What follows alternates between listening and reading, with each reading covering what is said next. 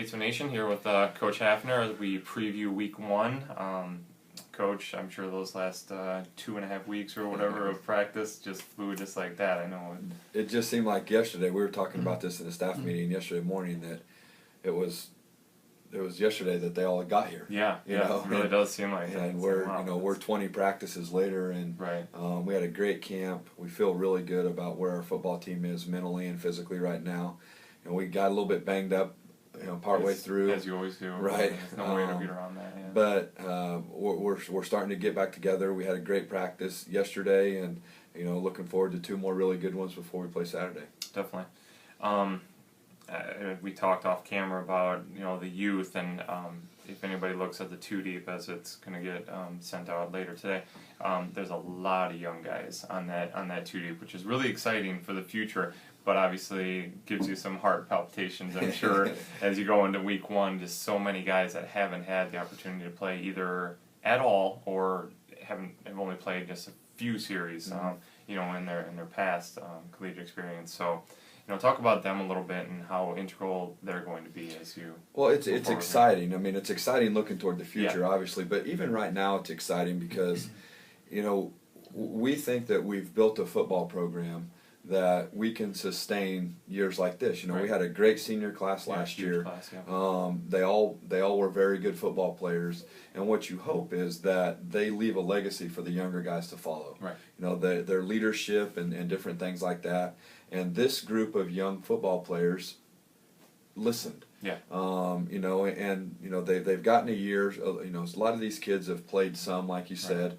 So they kind of know what to expect. Some have never played. Yeah. And so there's a lot of excitement in all of that. Yeah. We think that we have as much talent as we've had in a long time. Mm-hmm. It's just young. Yeah. And so it's just a matter of those guys putting it together on Saturday evening and doing what they've learned and focusing and going out and playing hard. Yeah.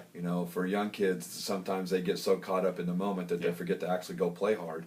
And if they do that, we'll be just fine. Yeah. Well, under the lights should help. It should. It should feel a lot like a Friday night atmosphere. Just go out and do what you've done throughout your high school career. Mm-hmm. Obviously, it's faster and it's it's at that next level. But hopefully they can. But it's transition. still football. It's still football. Yes. Exactly. That's what you have to remember. So, let's just get right into it and break down Missouri Valley.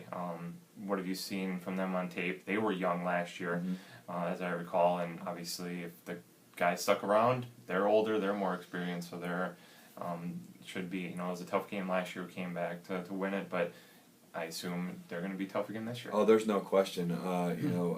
Defensively, they return 6 or 7 starters, to kind of depending on how you want to look at that. Right. They had a linebacker last year that we thought was one of the best in the conference. That's actually a backup now. Oh wow. So they've done a lot of good things, in recruiting, and they always do. Coach Troth and I have become pretty good friends throughout the process of conventions and things like that.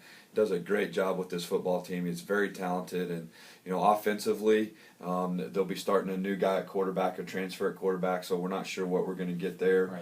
Right. But I think maybe have one of the top 2 receivers on their football team, and they list him as a receiver, but they play him at running back. They play him at wildcat quarterback. Right. They do a little bit of everything with him just to try and get him the ball. Yeah. Fantastic playmaker, and they lost some guys up front from last year, so they're kind of in the same boat we are as trying to get guys' feet wet and things like that. But as far as talent, probably be one of the more talented teams we play all year. Definitely. As far as how there's so many uncertainties for us coming in, but some of the keys to success. I hate to jump right into that, but that's kind of how do you think we're going to set up against them? I think that's a great question, because I think for us it's about how we handle the moment. Yeah. With a young football team, it's about when the lights come on.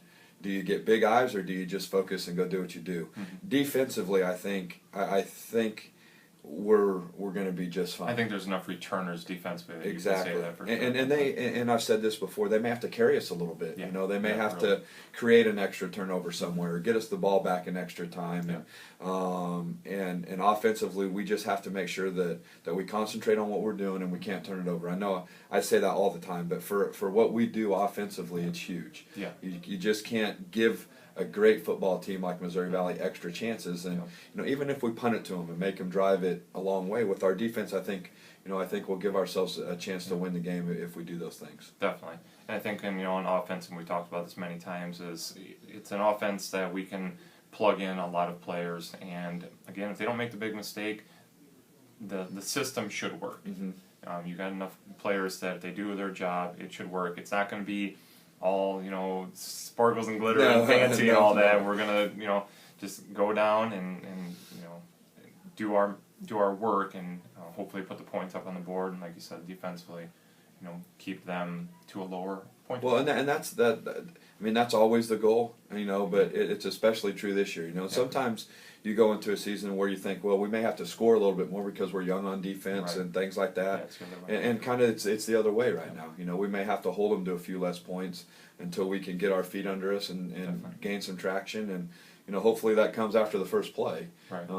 But it may not, and if it doesn't, we'll just keep grinding until it does. Yeah. Well, like I said, there's a lot of uncertainties, but hopefully they will. A lot of those questions will be answered soon, sooner than later, and hopefully very soon on Saturday night as you guys play Missouri Valley. Anything additional you want to add? Like I said, there's just going to be so many uncertainties. Hopefully a lot of things will be answered.